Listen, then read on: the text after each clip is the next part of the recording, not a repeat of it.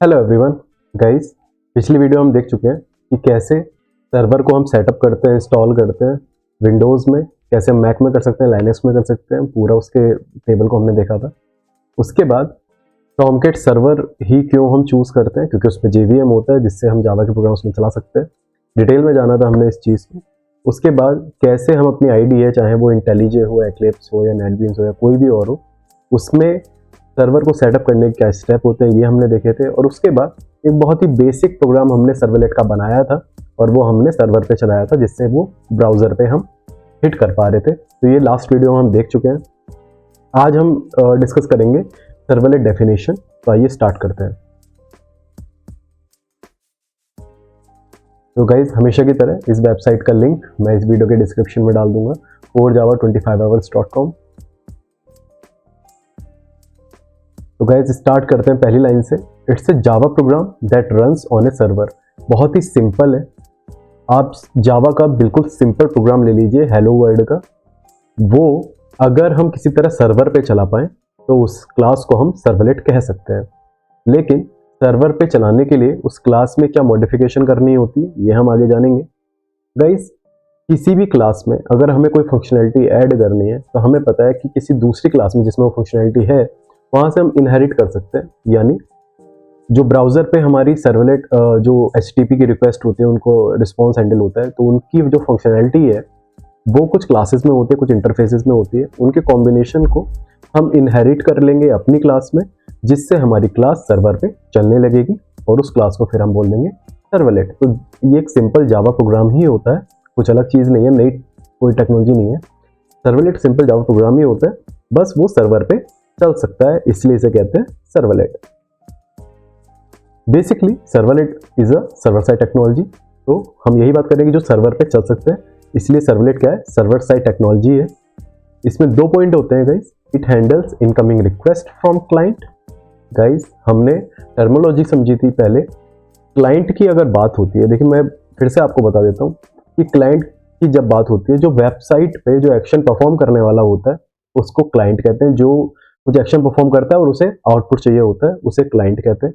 Request यानी action, response यानी output, जो वेबसाइट से आउटपुट मिलता है, या वो मैसेज हो कि हाँ आपका रजिस्ट्रेशन कंप्लीट हो गया, आपकी फाइल अपलोड हो गई है, किसी भी तरह का जो भी रिस्पॉन्स मिलता है, जो आउटपुट मिलता है, वो क्लाइंट को मिलता है। तो सर्वलेट क्या करते हैं, रिक्वेस्ट को हैंडल करते हैं क्लाइंट की, और रिस्पॉन्स सर्वर को प्रोवाइड करते हैं, जिससे सर्वर वापस क्लाइंट को दे देता है। तो गाइस, नीचे एक इमेज दी हुई है और एक हाई लेवल डायग्राम है जो 5 स्टेप का। इन 5 स्टेप में हम समझेंगे कि सर्वलेट कैसे वर्क करता है, how servlet works. A client such A web browser, Chrome या ओपेरा या कोई भी इंटरनेट एक्सप्लोरर, कोई भी वेब ब्राउजर पे जिससे हम वेबसाइट ओपन करके जिसपे हम एक्शन परफॉर्म कर सकते हैं। A client such as web browser sends request to server. तो यहाँ हम देख सकते हैं कि ये क्लाइंट है जहाँ वेबसाइट चल रही है, तो वो रिक्वेस्ट करता है यानी एक्शन परफॉर्म करता है, वो जाता है सर्वर के पास। उसके बाद the server receives the request. Server receive करता है रिक्वेस्ट को कि ये एक्शन परफॉर्म हुआ है, उसके पास कॉल जाती है and forwards it to servlet. और वो क्या करता है, उस रिक्वेस्ट को सही सर्वलेट के पास भेज देता है। सर्वर का काम ही ये होता है गाइस कि वो उसके पास सारे सर्वलेट, अगर मल्टीपल सर्वलेट्स हैं तो वो मेंटेन करता है, सारे सर्वलेट रन करता है और उससे सही सर्वलेट को फॉरवर्ड कर देता है।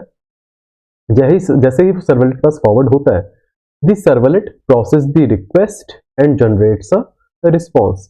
यहाँ क्या करता है, तीसरे स्टेप में रिस्पॉन्स जनरेट करता है सर्वलेट। उसके पास कोई एक्शन आया, जैसे आपने नेम, ईमेल, फोन नंबर करके सबमिट किया, तो सर्वर के पास आई वो रिक्वेस्ट, सर्वर ने सर्वलेट को दी।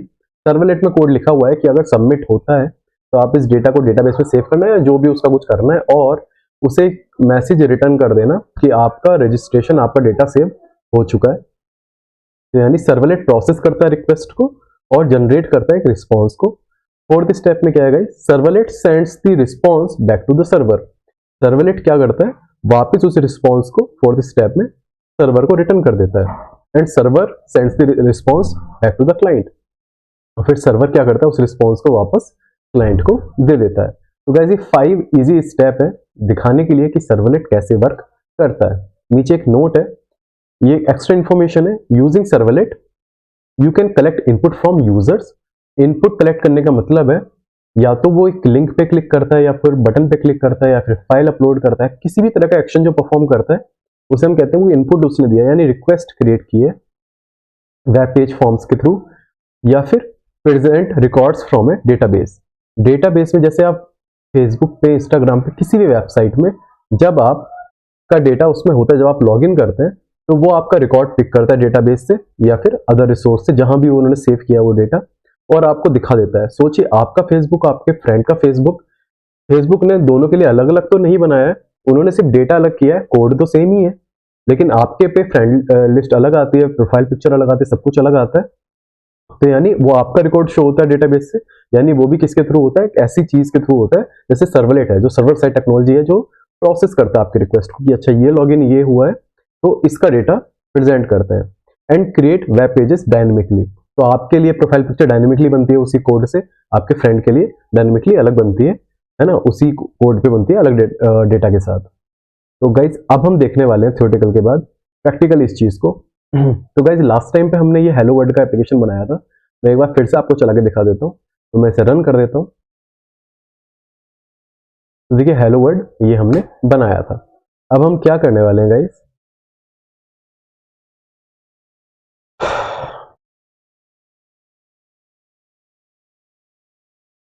हमने ये फर्स्ट वन बनाया था और हमने क्या किया था, हमने यहाँ हमने कुछ ऐसे कॉल किया था, फर्स्ट सर्वलेट,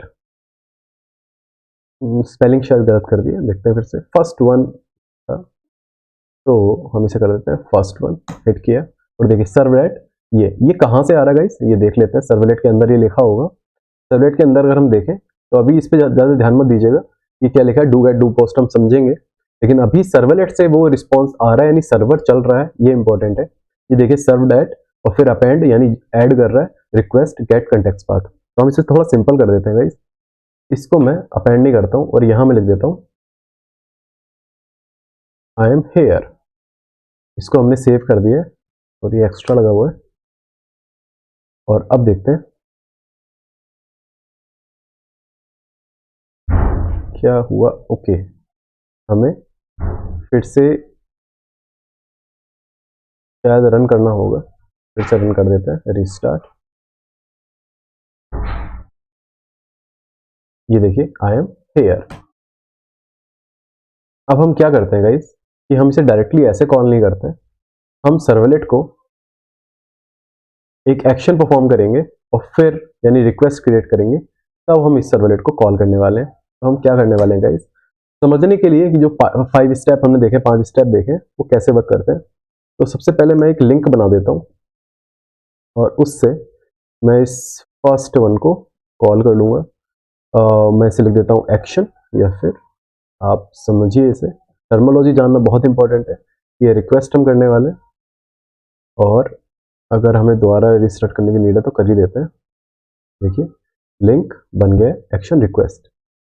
तो अब हम क्या करने वाले हैं, जैसे ही हम इस पर क्लिक करेंगे तो सबसे पहले क्या होगा, ये जाएगा सर्वर के पास, सर्वर फॉरवर्ड करेगा सर्वलेट के पास, सर्वलेट के पास जैसे ही आएगा, सर्वलेट देखेगा कि ओके मेरे पास एक रिक्वेस्ट आई है, तो मैं फॉरन रिस्पॉन्स जनरेट कर देता हूँ और उसमें लिख देता हूँ आई एम हेयर, है ना। जैसे उसने ये रिस्पॉन्स जनरेट किया, वो वापस दे देगा सर्वर को और सर्वर वापस क्लाइंट को दिखा देगा, क्लाइंट यानी मैं, क्लाइंट यानी ये वेब ब्राउजर। तो देखते हैं ये ऐसे ही होगा या नहीं। एक्शन रिक्वेस्ट पे क्लिक किया और देखिए 1 सेकेंड लगता है, बट ये जो प्रोसेस हुआ है वो क्या क्या हुआ है, बटन क्लिक हुआ, वो गया है सर्वर के पास, जो टॉमकेट हमने चलाया हुआ है उस टॉमकेट ने इस सर्वलेट को पास किया। इस सर्वलेट के पास जैसे ही वो आया, उसने ये रिस्पॉन्स जनरेट किया और सर्वर को वापस दे दिया, और सर्वर ने हमें यहाँ दिखा दिया वेब ब्राउजर पे। इतने 5 स्टेप हुए हैं और तब जाके रिस्पॉन्स जनरेट हुआ है। तो गाइज ये हमने आज देखा है कि सर्वलेट डेफिनेशन कैसे होती है, सिंपल जावा प्रोग्राम ही होता है, 5 स्टेप में वर्क होता है, और कैसे हमने वो डायनेमिकली कैसे हम सर्वलेट को कॉल करके हमने देखा कि कैसे वो डायनेमिकली वेब पेजेस क्रिएट करता है। अगर आपको और कोई क्वेश्चन होता है, वैसे तो सर्वलेट डेफिनेशन बहुत ही ईजी है समझना, सिंपल जावा प्रोग्राम जो सर्वर पे चल सकता है। कैसे चलता है अब आप थोड़ा सा मैं आपको दिखा ही देता हूँ। ये देखिए एक सिंपल कॉल, आप बाकी इसके कमेंट वगैरह नहीं देखेगा, ये तो कंफ्यूज हो सकता है। सिंपल ये है फर्स्ट वन हमारी क्लास, उसको हमने एक्सटेंड किया है इस क्लास से HTTP सर्वलेट। ये वो क्लास है जिसके बारे में हम आगे पढ़ने वाले हैं, लेकिन ये वो क्लास है जिसकी वजह से हमारी जो सिंपल क्लास है वो बन गई है सर्वर पे चलने लायक। यानी इस HTTP सर्वलेट की वजह से ये सिंपल जावा प्रोग्राम बन गया सर्वलेट, है ना। तो हम आगे देखने वाले हैं, हम जानेंगे कि HTTP सर्वलेट के अलावा और कौन सा तरीका है जिससे हम किसी भी क्लास को सर्वलेट बना सकते हैं। यस, और भी तरीके हैं, और कैसे डू कैट और डू पेस्ट हमारे हैंडल होते हैं, कब डू गेट कॉल होना चाहिए, कब डू पोस्ट कॉल होता है, ये सब हम जानेंगे। क्या इसमें ये रिक्वेस्ट और रिस्पॉन्स के जो पैरामीटर हैं इनका क्या मतलब होता है, कैसे रिस्पॉन्स जनरेट होता है, डिटेल में हम पढ़ेंगे। अभी हमारा कंटेक्स्ट क्या था, ये जानना कि सर्वलेट कैसे वर्क करता है, कैसे वो क्लाइंट से यानी वेब ब्राउजर से रिक्वेस्ट लेता है, सर्वर से प्रोसेस करके वापस क्लाइंट को रिस्पॉन्स दे देता है। Okay, thank you so much guys, मिलते हैं नेक्स्ट वीडियो में।